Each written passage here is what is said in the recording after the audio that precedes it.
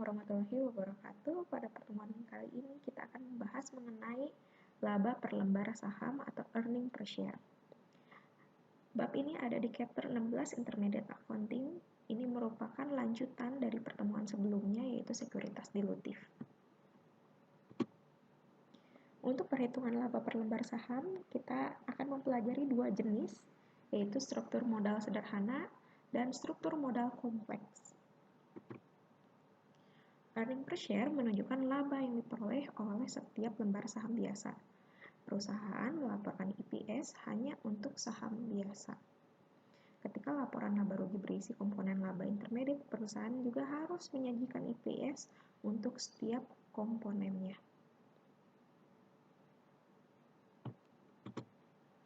Di sini ada dua jenis, yaitu simple structure, hanya untuk saham biasa, tidak ada sekuritas dilutif.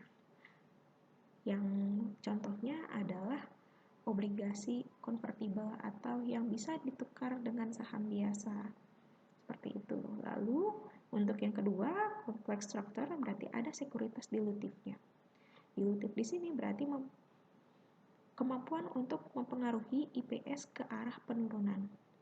Menurunkan IPS karena faktor pembaginya bertambah. Kenapa? Karena contohnya misalnya obligasi yang konvertibel atau bisa ditukar dengan saham biasa, artinya saham biasanya bertambah. Nah, sedangkan untuk IPS ini akan berpengaruh ketika obligasi tersebut ditukar. Berikut adalah rumus perhitungan IPS. Di sini ada earning per share sama dengan net income dikurangi dividen preference dibagi rata-rata tertimbang saham biasa yang beredar. Di sini untuk simple capital structure. Di sini ada contoh perhitungan rata-rata tertimbang saham. Contohnya seperti ini. Kemudian bagaimana cara menghitungnya? Yang pertama kita lihat dulu bahwa saldo awal ini adalah mulai dari 1 Januari sampai dengan 1 April. Bisa dilihat 1 April ini dari mana? Jadi sebelum adanya transaksi selanjutnya. Ada transaksi selanjutnya ini pada 1 April. Jadi untuk yang 90 lembar saldo awal ini dihitung dari 1 Januari sampai dengan 1 April terlebih dahulu. Berarti ada 3 bulan. Lalu dikali dengan pecahan tahun. Pecahan tahun itu karena 1 tahun 12 bulan, jadi 3 bulan jumlah bulan beredar dibagi 12. Jadi untuk rata-rata tertimbang saldo awal 90.000 dikali 3/12 sama dengan 22.500 lembar. Selanjutnya untuk transaksi berikutnya ada dikeluarkan atau diterbitkan saham biasa 30 lembar tunai. Berarti dari 1 April lalu sampai tanggal berapa berikutnya sebelum ada transaksi? Sampai dengan 1 Juli. Berarti dari 1 April sampai dengan 1 Juli, 3 bulan. Jumlah saham beredarnya berapa? 30.000. Jadi 90.000 ditambah 30.000 sama dengan 120.000 lembar. Dikali pecahan tahunnya, berarti 3 bulan dibagi 12. Sama dengan 30.000. Selanjutnya, 1 Juli sampai dengan 11 November. Ini dibeli kembali atau saham treasury sebesar 39.000 lembar. Artinya 120.000 dikurang 39 lembar, 81 lembar sisanya. Lalu jumlah bulan beredar dari 1 Juli sampai dengan 1 November, ada 4 bulan. Kemudian untuk pecahan tahunnya adalah 4 dibagi 12. Hasilnya adalah 27.000. Selanjutnya yang terakhir, ada transaksi 1 November, lalu cut off-nya adalah 31 Desember, jadi jumlah beredarnya adalah 2 bulan. Kemudian dikeluarkan 60.000 lembar saham. Berarti 81.000 ditambah 60.000 sama dengan 141.000. Pecahan tahunnya 2/12. Hasilnya 23.500. Nah, di sini total dari beberapa transaksi tersebut rata-rata tertimbangnya dijumlah menjadi 103.000 lembar. Selanjutnya, apabila ada pengaruh stock split dan stock dividen. Stock split dan stok dividen menaikkan jumlah saham yang beredar, namun tidak menaikkan atau menurunkan aktiva bersih perusahaan. Perhitungan jumlah rata-rata tertimbang saham beredar juga harus disesuaikan. Di sini ada contohnya.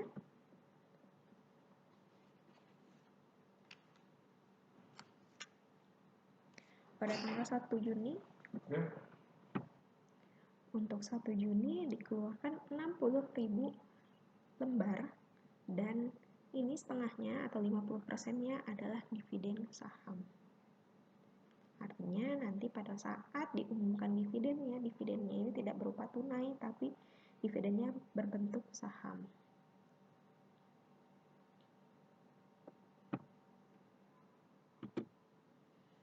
Berikut adalah perhitungan rata-rata tertimbang jumlah lembar saham yang beredar. Dari contoh tersebut, seperti biasa, 1 Januari sampai dengan 1 Maret, berarti ada 2 bulan. Jumlah saham beredarnya tadi saldo awalnya adalah 100.000.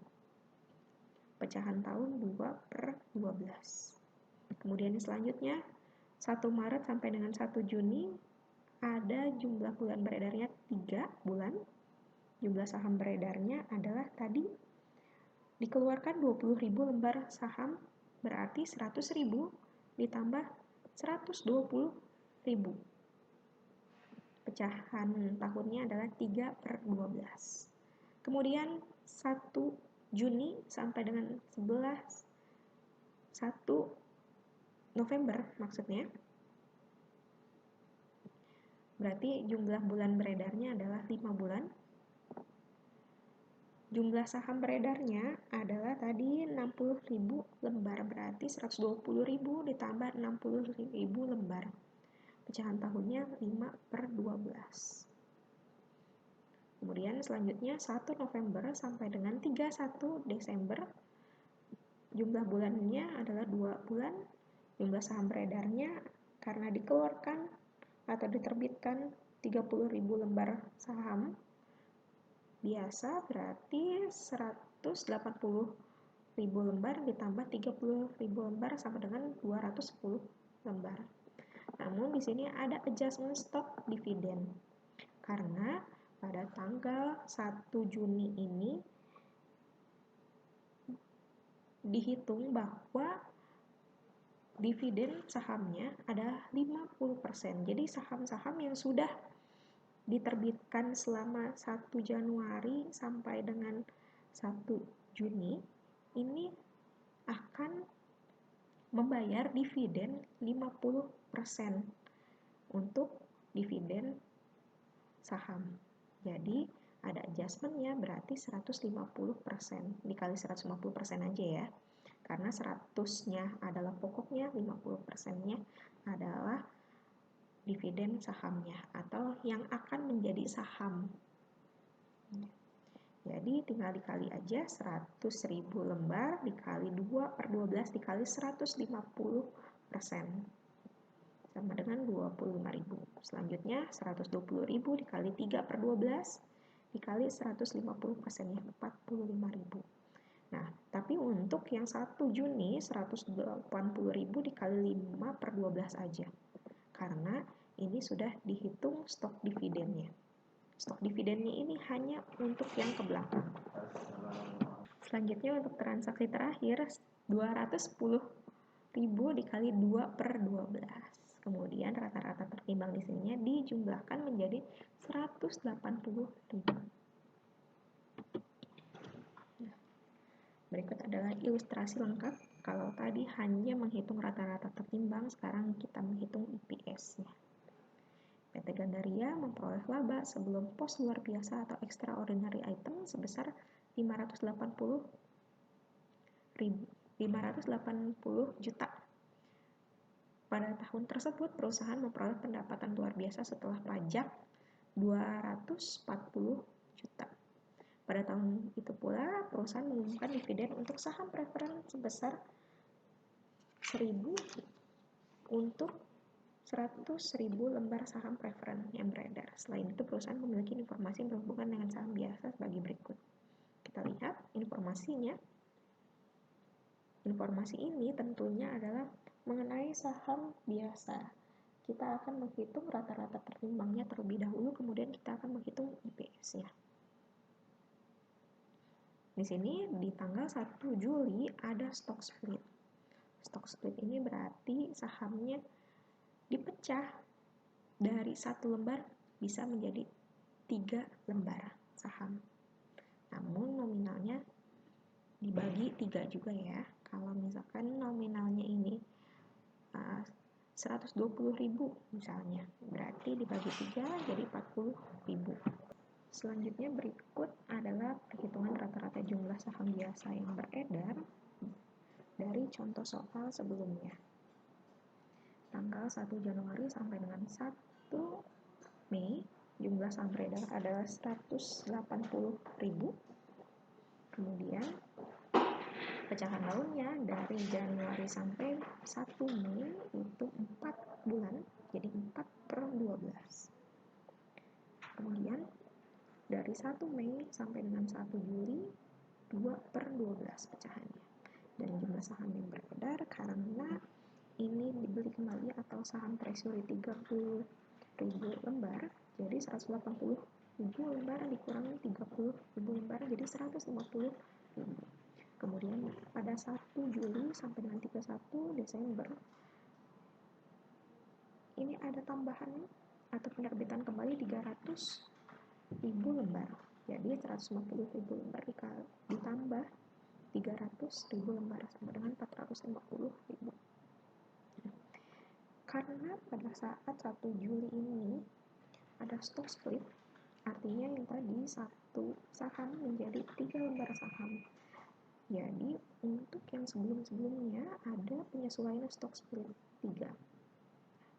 Berarti kita hitung 180.000 lembar dikali 3 dikali 4/12. Lalu kemudian 150.000 dikali 3 dikali 2/12. Lalu 450.000 dikali langsung 6/12. Namun dilihat sebelumnya untuk 31 Desember dikeluarkan 50.000 lembar tunai, ini tidak dihitung karena akan dikeluarkan atau diterbitkannya ini pas pada saat 31 Desember. Jadi tidak dihitung untuk pecahan tahunnya. Jadi rata-rata tertimbangnya hanya cukup 480.000 lembar. Berikut adalah perhitungan IPS-nya. Nah, di sini berarti 820 juta dikurang dividen preferennya, yaitu Rp1.000 dikali 100.000 lembar. Kemudian dibagi rata-rata tertimbangnya 480.000 lembar, sama dengan IPS-nya adalah 1.500 per lembar. Kemudian untuk kompleks capital structure-nya, ini terjadi jika perusahaan memiliki sekuritas konversi atau convertible, kemudian ada opsi dan waran. Nah, yang jika dikonversi atau ditukarkan dapat menentukan angka IPS-nya. Perusahaan dapat melaporkan IPS dasar dan IPS dilusi atau IPS dilusian. Berikut adalah rumus untuk IPS dilusi, yaitu net income dikurang preference dividennya dibagi rata-rata tertimbang dikurang dengan impact dari convertible-nya dan impact dari opsinya. Jadi untuk basic EPS hanya depannya, kemudian untuk dilusian EPS ini mencakup semuanya. EPS dilusi yaitu mengukur efek dilutif konversi potensial dengan menggunakan metode if convert. Asumsinya untuk obligasi konversi terjadi pada awal periode atau pada saat pengeluaran sekuritas jika dikeluarkan selama periode tersebut. Dan eliminasi bunga obligasinya harus sudah dipotong pajak atau net of tax. Berikut adalah contoh soal atau contoh kasus untuk EPS dilusi. PT Mahaka memperoleh laba bersih 210 juta, lalu jumlah saham tertimbangnya rata-ratanya yaitu adalah 100.000 lembar. Kemudian ada sekuritas dilutifnya berupa obligasi convertible, yaitu obligasinya 100.000 lembar. Dan total nilai nominalnya adalah 1 miliar. Tingkat bunganya 6%, lalu tingkat bunga efektif rata-ratanya adalah 11%, lalu bisa dikonversi atau dikonvertible ke dalam 20.000 lembar saham biasa. Kemudian yang kedua, obligasi dengan tingkat bunga 10%, nilai nominalnya 100.000, total nilai nominalnya 1 miliar dikeluarkan atau diterbitkan pada 1 April. Rata-rata bunga efektifnya itu 11%, bunga nominal obligasi 10%, dan bisa dikonversi ke saham biasa 32 lembar. Kemudian tarif pajaknya berlaku adalah 40%. Kita hitung dulu untuk saham tertimbangnya. Untuk saham tertimbang di sini ada 100.000 untuk rata-rata tertimbang saham biasanya. Kemudian untuk hasil konversian tadi obligasi convertible ini 20.000 lembar saham biasa menjadi 20.000 lembar saham biasa. Kemudian untuk yang konversian obligasi yang kedua yaitu menjadi 32.000 lembar.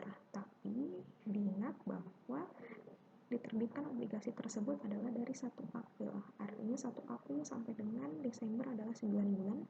Jadi 9 dibagi 12 dikali 32.000 sama dengan 24.000. Hasilnya rata-rata saham tertimbang yang sekarang setelah disesuaikan dengan sekuritas dilutif yaitu 144.000. Kemudian lihat bahwa laba bersihnya 210 juta.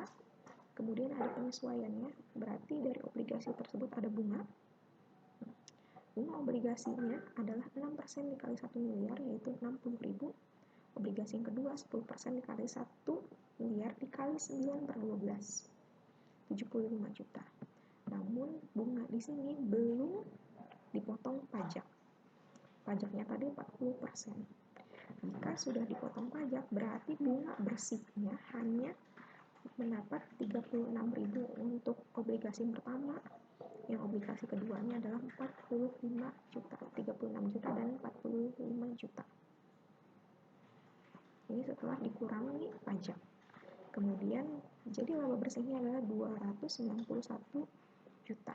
Nah, untuk EPS dilusiannya adalah 291 juta dibagi 144.000, hasilnya EPS-nya adalah 2.020 rupiah.